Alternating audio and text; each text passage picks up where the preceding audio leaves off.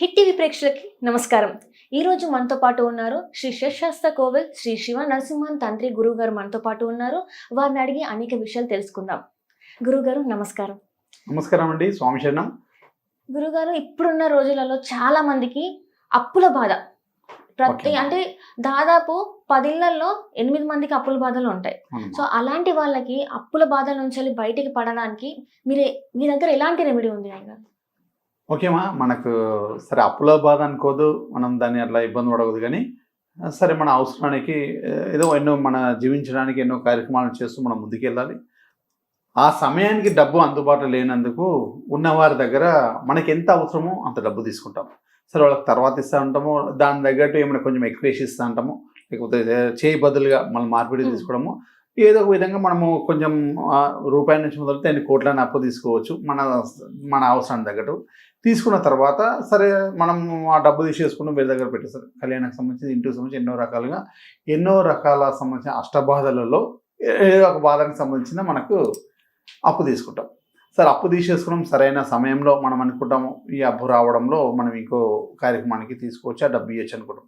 సరైన సమయానికి ఆ డబ్బు రాకపోవడం, మళ్ళీ ఇక్కడ వీళ్ళకి ఇవ్వకపోవడం, ఇలాంటివి కొన్ని జరుగుతుంటాయి. అప్పుల బాధకు సంబంధించిన డబ్బు పరంగా సరే మనం చేస్తున్న వ్యాపారానికి సంబంధించింది, మన ఉద్యోగానికి సంబంధించింది, మనకు సంబంధించిన అన్ని కార్యక్రమాల గురించి మనము అప్పు చేస్తాం.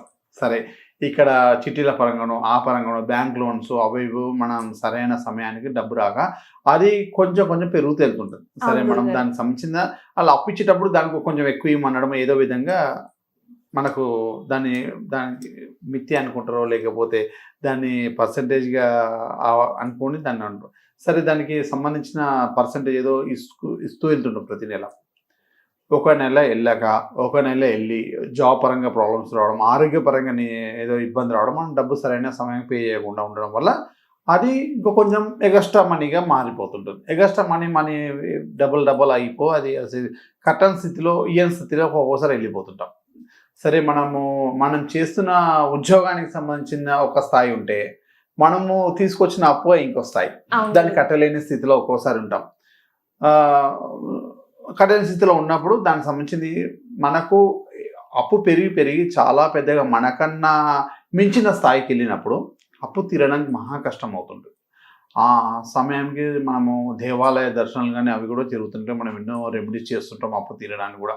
ప్రతినిత్యం కూడా అదే బ్రెయిన్లో ఉంటుంది. మనము అప్పులు బాగా అయిపోయి ఎలాగైనా ఈ నెల మనం దానికి ఏదో కట్టేసి అప్పు తీర్చుకోవాలన్న ఆలోచనతో మనం ఇది చేస్తున్నాం. సరే అప్పుల బాధల పరంగా ఏదో విధంగా ఇబ్బంది పడుతుంటాం.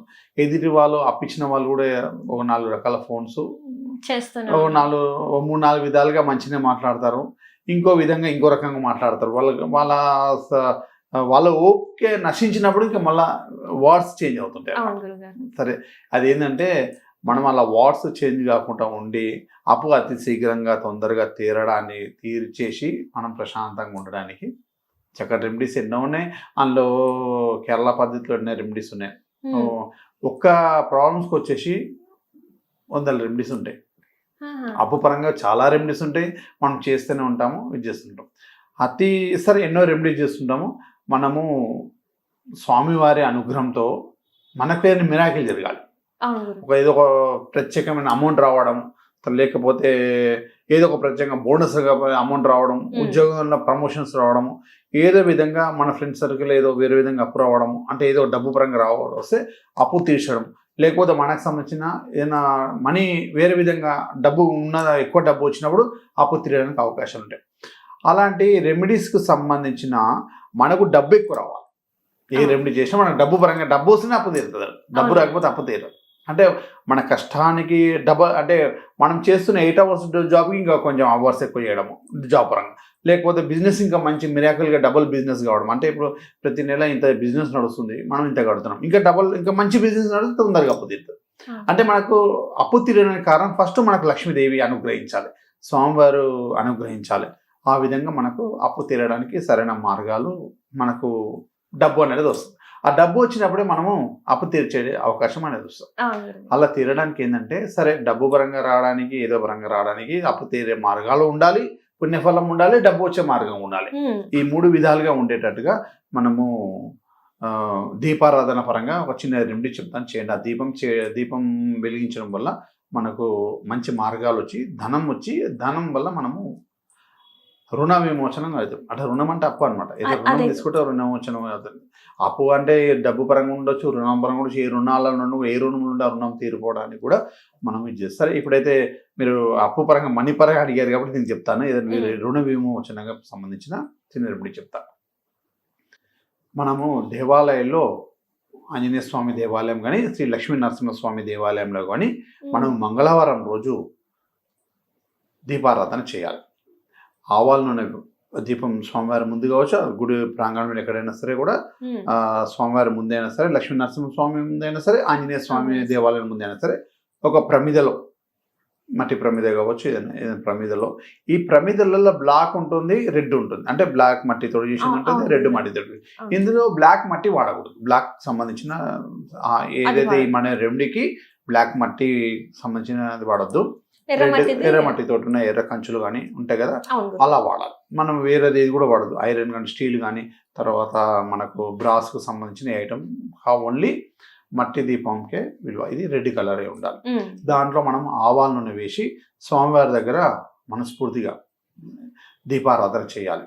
స్వామి, నాకున్న బాధలు అనుకోవచ్చు, అప్పు బాధ అనుకోవచ్చు, ఇది అనుకోవచ్చు, నాకున్న ఈ ప్రాబ్లమ్స్ ఉన్నాయి, ఇలా నాకు ఈ అప్పు పరంగా తీర్చే మార్గాలు ఏమైనా చూపించు స్వామి అని స్వామివారి ముందు దీపారాధన వెలిగించేసి అందులో 2 లవంగాలు ఇలా పెట్టుకోవాలి ప్రశాంతంగా. అంటే స్వామిని మనం సంకల్పించుకోవాలి. ఆ 2 లవంగాలు మనం పిడిగిలో బిగించేసుకొని స్వామివారి మనసుని ధ్యానం చేసుకొని నమ్మకంతో, స్వామివారి మీద మంచి నమ్మకంతో, స్వామి నాకు ఇన్ని ప్రాబ్లమ్స్ ఉన్నాయి, ఇన్ని లక్షల అప్పు ఉంది, ఇన్ని 1000 రూపాయల నుంచి మొదలైతే ఏదైనా ఆ స్తోమత తగ్గట్టు అది కోట్ల రూపాయలను కొట్టాలి.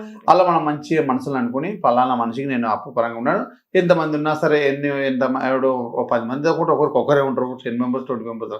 బ్యాంక్ లోన్స్ ఉంటాయి, బ్యాంకుకు సంబంధించిన అప్పు తీరాలి, ఇట్లా కొన్ని ఉంటాయి. ఇట్లా ఇంటికి సంబంధించిన అప్పు తీసుకుంటే ఈ బ్యాంక్లో నాకు సరైన సమయంలో సరైన అప్పు ఆ సమయానికి కట్టలేకపోతున్నాను, ఆ సమయానికి వాళ్ళ అప్పు కట్టే పరంగా వాళ్ళకు అప్పు ఇచ్చే, వాళ్ళకు డబ్బు ఇచ్చే సమయానికి నాకు డబ్బు వచ్చేటట్టు చూడు స్వామి అని మీరు మన సంకల్పం. డబ్బు మనకు వస్తేనే వాళ్ళకి ఇస్తాం. అంటే సరైన సమయానికి మన డబ్బు రావాలని కోరుకోవాలి ఫస్ట్.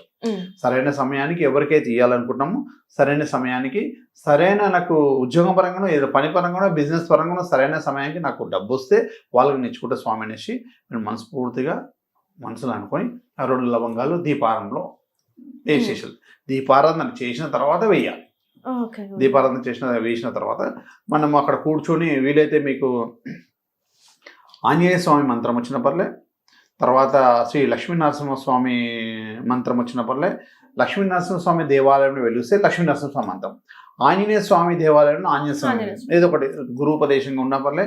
లేదు అంటే మనకు బుక్లో స్వామివారి బీజాక్షరం మీద ఉన్నా కూడా తీసుకొని 108 సార్లు ప్రశాంతంగా కూర్చొని జపం చేసుకోవాలి. వీలైతే స్ఫటిక మాలతో చేయండి. లేదైతే మామూలుగా 108 మీకు లెక్క ఏదో విధంగా ఉంటే లెక్క పెట్టుకొని 108 చేయాలి. చేసేసిన తర్వాత స్వామివారికి ఆంజనేయ స్వామి గుళ్ళు అయితేనేమో అరటిపళ్ళ నైవేద్యం పెట్టండి. అయిపోయిన తర్వాత ఆ లక్ష్మీ నరసింహస్వామి దేవాలయంలో అయితేనేమో బెల్లం పానకం పెట్టండి నైవేద్యం. అవి మీకు అతి శీఘ్రంగా మిరాకిల్ జరుగుతాయి. ఎందుకంటే చాలామంది కూడా చేశారు ఇలా స్వామివారి అనుగ్రహం. చాలామంది నాకు వచ్చి అడుగుతుంటారు, గురుగారు మాకు ఈ అప్పుల బాధలు ఉన్నాయి ఎలా చేయాలంటే చాలామంది కూడా రెమెడీ చేశారు, అపపరంగా చాలామంది కూడా బయటపడ్డారు. మీరు కూడా ఈ రెమెడీ చేసి బయటపడాలని కోరుకుంటున్నాను. మీరు చెయ్యండి, ఇది అన్ని విధాలుగా బాగుంటుంది. నైవేద్యం చేసిన తర్వాత మనకు ఏదో ఒక మిరాకిల్ అన్నమాట. మనకు డబ్బు ఆ సమయంకి అంతే, ఆ సమయం వాళ్ళకి ఇచ్చేస్తాం. అంటే ఆ డబ్బు అందించే మార్గాలు, ఆ డబ్బు వచ్చే మార్గాలు మనకు స్వామివారు ఓపెన్ చేసేస్తారు. లాక్ అవుతాయి కదండి కొన్ని ప్రాబ్లమ్స్ మనకు, పుణ్యఫలం సంబంధించి బిజినెస్ పరంగా కాకపోవడం, జాబ్ పరంగా ఇబ్బంది రావడం, ఏడో దగ్గర ఆ మిరాకిల్ పరంగా స్వామి లాక్ ఓపెన్ చేసేస్తే ఆ ధారాళంగా డబ్బు వస్తుంటుంది. డబ్బు వచ్చి మనము అందరికీ అప్పు తీర్చేసి అలా చేస్తుంటే మనమే ఇంకొకరికి డబ్బు ఇచ్చే స్థాయికి వెళ్తాం. అంత మంచి పని చేస్తుంది. అట్లా మనం ఇది చేస్తుంటాం అనమాట. గురుగారు, అంటే మీరు చెప్పారు కదా దీపారాధన చేయాలని, ఏ సమయంలో చేస్తే మంచిది అంటారు ఈ దీపారాధన? అయితే మనము ఏ సమయమైనా పర్లేదు, కాకపోతే ఉదయంలో చేస్తే మనము ఏదైతే భోజనం చేయకుండా, టిఫిన్ చేయకుండా చేస్తే మనకు అనేది మంచి ఫలితం ఉంటుంది. ఏ సమయంలో చేయొచ్చు, కాకపోతే మధ్యాహ్నం చేయొచ్చు, సాయంత్రం చేయొచ్చు, కానీ మనము ఏది కూడా తీసుకోకుండా ఉండాలి. స్నానం చేసేసి ఇంట్లో పూజ ఉదయాలన్నీ అయిన తర్వాత ఇంట్లో ఖచ్చితంగా ఏంటంటే ఇంట్లో పూజ కార్యక్రమాలు అయిన తర్వాత బయటికి రండి. వచ్చి అప్పుడు బయట దేవాలయాన్ని దీపం ముట్టియండి. అది చేయాలి ఖచ్చితంగా. ఫస్ట్ అయితే మనం ఇంట్లో పూజ చేసుకున్న తర్వాతనే మన గుడికి వచ్చి ఇలా ఇదైతే పాటించాలి. గురుగారు చాలా చక్కగా వివరించారు. ధన్యవాదాలు. స్వామి శరణం. స్వామి శరణం అయ్యప్ప.